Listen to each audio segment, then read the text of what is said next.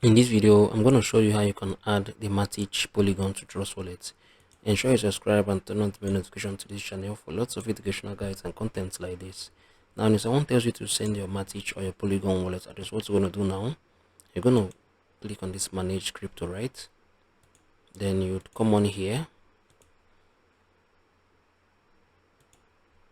You'd come on here and click W Matic, right? You type in W Matic. So this is the polygon you need, right? Turn it on. You can come on here as well. Okay, so this is the polygon you need. You can come on here. You can come on here as well and type in Matic.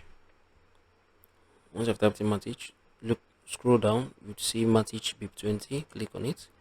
So these are the two Matics you can send to the person, right? So they are currently trading for 0.5, 0.51 at the time I'm recording this video. Now, if you found this video helpful, share your thoughts below in the comment section. I'll see you guys in the very next one.